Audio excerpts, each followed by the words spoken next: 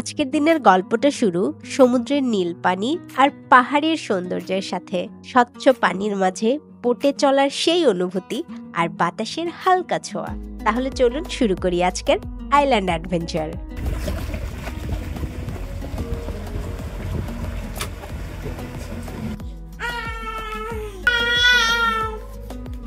আজকে সকালটা শুরু হলো এভাবে, ইজানার আদর মাখা ছট থাপ্পড় খেয়ে। আজকে ঘুম থেকে উঠতেও একটু দেরি হয়েছে, মুডও ছিল লেজি। ভাবলাম আজকে একটু চিল ব্রেকফাস্ট হোক, তাই ম্যাকডোনাল্ডস থেকে অর্ডার করলাম 2টা বার্গার, ফ্রাইজ আর গরম গরম 1 কাপ চা। ট্যুরে গেলে ম্যাকডোনাল্ডস একদম লাইফ সেভার। কি খাচ্ছ? টেস্ট অ্যাভারেজ হলো, সার্ভিস কিন্তু খুবই ফাস্ট। হোটেল রুমেই আমাদের ছোটখাটো একটা ব্রাঞ্চ হয়ে গেল। এইটার দুষ্টুমিটা দেখেন, নাকের ভিতরে কাওয়া দুষ্টু। তারপর ট্যুর এজেন্সি থেকে গাড়ি চলে আসে, শুরু হলো আমাদের আইল্যান্ড হপিং জার্নি।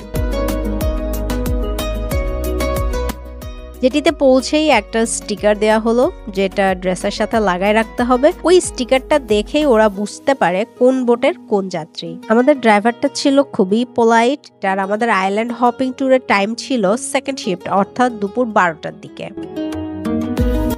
বোট চালু হওয়ার সাথে সাথে এক্সাইটমেন্ট লেভেল 100তে 100 হয়ে গেল। মানে সমুদ্রের নীল পানি, ঢেউ, সবুজ পাহাড়, বোট ভর্তি মানুষের হাসির শব্দ, গলা ছেড়ে গান গাওয়া, সবকিছু মিলাই একদম লাইভ অ্যাটমসফিয়ার। বোটটা যখন সমুদ্রের আরো গভীরে যাচ্ছিল তখন একটা অদ্ভুত ফিলিংস কাজ করছিল। মনে হচ্ছিল ট্রাভেল লাইফের এটাই আসল আনন্দ।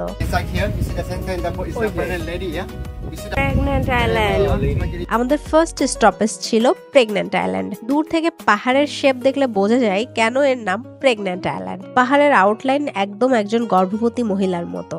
এই পাহাড়টাই এই আইল্যান্ডের বিগেস্ট হাইলাইট।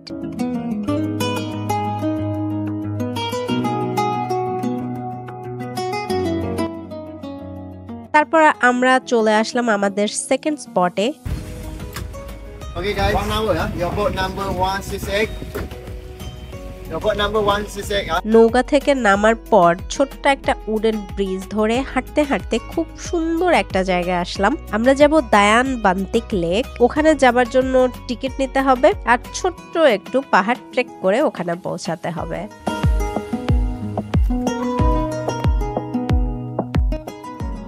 এই জায়গাটা আসলে যে কতটা সুন্দর তা বলে বোঝানো যাবে না। চারিদিকে উঁচু লাইমস্টোন পাহাড়, লেকের পানিটা খুবই ক্লিয়ার।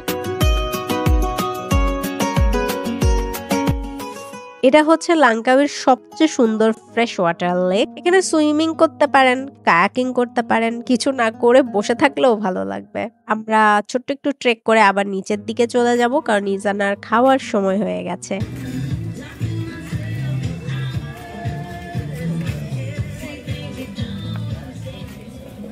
নেক্সট স্পটে যাওয়ার আগে চারপাশের সৌন্দর্য আরেকটু দেখে নিলাম। নেচার আসলে কতটা সুন্দর হতে পারে এখানে দাঁড়িয়ে ফিল না করলে আসলে বোঝানো মুশকিল।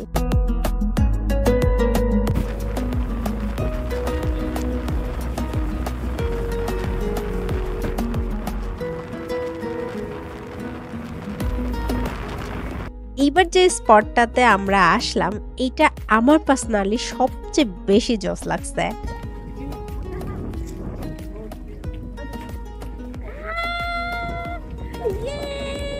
বেরাস বাসা আইল্যান্ড। সাদা নরম বালু, নীল পানির বিউটি দেখে মনে হচ্ছিল মালদ্বীপ চলে এসেছি।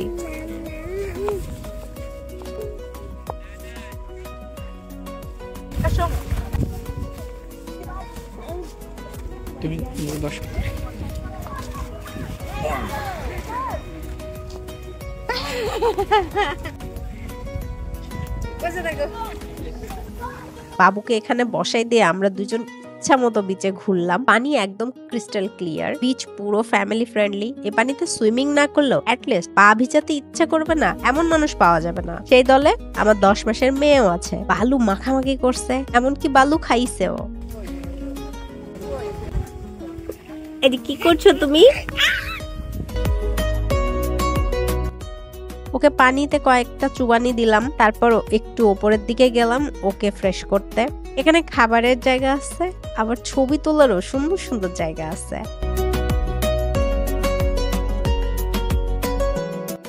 এই জায়গাটা এত সুন্দর যে আমার আরো কিছুক্ষণ থাকতে ইচ্ছে করছিল, বাট আমাদের আরো একটা স্পটে যেতে হবে, তাই আর আমরা এখানে বেশিক্ষণ থাকতে পারলাম না। এখানে আসলে কিন্তু অবশ্যই রাবারের বা স্পঞ্জের স্যান্ডেল পরে আসবেন। যাচ্ছি লাস্ট অ্যান্ড ফাইনাল স্পটে।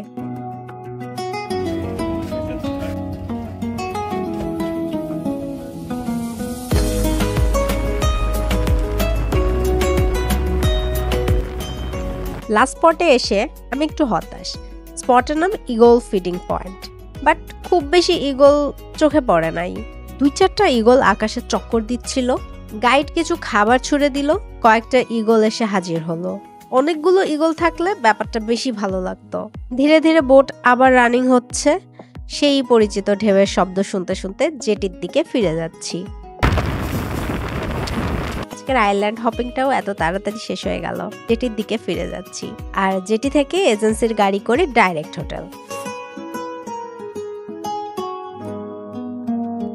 হোটেলে ঢুকেই পুলে নামার প্রস্তুতি চলছে। সারাদিনের ক্লান্তির পর ঠান্ডা পানিতে নামার মতো শান্তি আর নাই। কিছুক্ষণ ভেসে থাকা, কোনো কথা নেই, কোনো নয়েজ নেই, জাস্ট পিওর রিল্যাক্সেশন।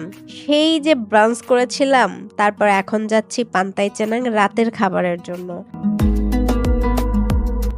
আবারও আসলাম কেএফসিতে। ট্যুরে গেলে কেএফসি হচ্ছে আমাদের জন্য comfort food option. Thank you. লাঙ্কাওয়ের কেএফসি কে আমি হাইলি রেকমেন্ড করব, কারণ এর টেস্ট 10 on 10 আর প্রাইসও reasonable. Wow, rice, chicken fry. Happy? Yes. খাওয়া দাওয়া শেষ করে আমরা পান্তাই চেনাং বিচে চলে আসি, আর বিচে এরকম বিন ব্যাগে বসে বসে এই এক্সাইটিং ফায়ার শো এনজয় করছি।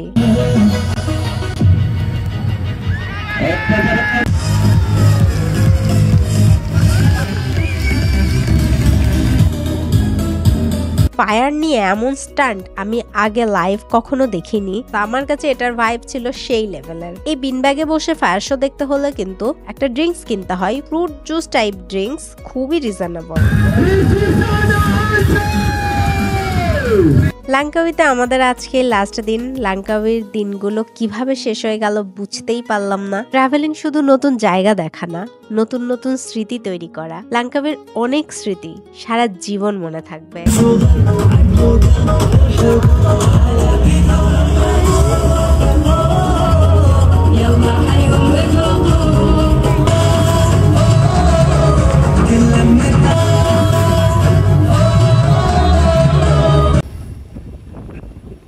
সমুদ্র ছেড়ে যাচ্ছি পাহাড়ের চায়ের রাজ্যে। আগামী পর্বে দেখাবো লাঙ্কাউই থেকে আমরা কিভাবে ক্যামেরুন হাইল্যান্ড গেলাম। এই ব্লগটা খুব শীঘ্রই আসছে, so stay tuned, stay with Zofia go.